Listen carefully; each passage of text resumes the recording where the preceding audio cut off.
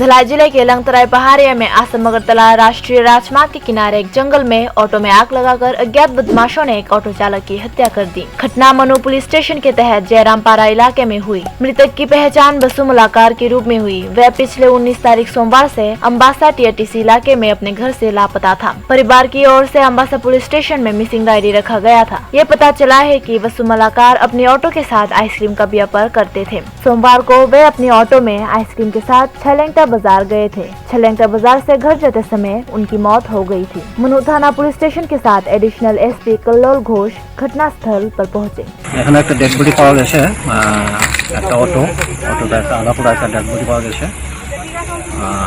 অটোটা আমবাসার এবং যে ভদ্রলোক ওনার মিসিং এন্ট্রি ছিল ছলেংটা থানাতে, ওনার বাড়ি ঘরের লোক খবর পেয়ে আজকে এসে চিহ্নিত করেছে ওনার ডেড বডি। বেশ কয়েকদিন পুরানো, কারণ ডেড বডি থেকে গন্ধ বেরিয়ে গেছে। না, এখানে এটা উনি তো মারা গেছেন, অটোতে যে আগুন লাগাছে উনি মারা গেছেন। ওনার ডেড বডি ওনার পরিবারের কাছে আমরা হ্যান্ড ওভার করেছি।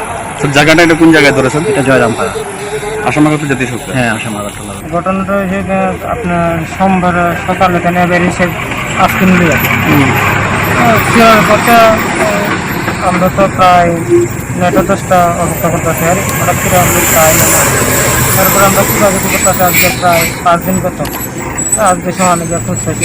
এটা রাস্তার মিডিলে ধারা করেছে, ধারা করে প্রথম বাবারে ফিরা দিতে, ফিরা দেওয়ানোর পরে টিকা ঢুকাইছে, ঢুকাইয়া গাড়ির পেছন টিকটি খুললা, তারপরে পেট্রোল বাড়ি করে বাইন্দা সামনে ছিল বাইন্দা মানে আগুন জ্বালাই দিছে আর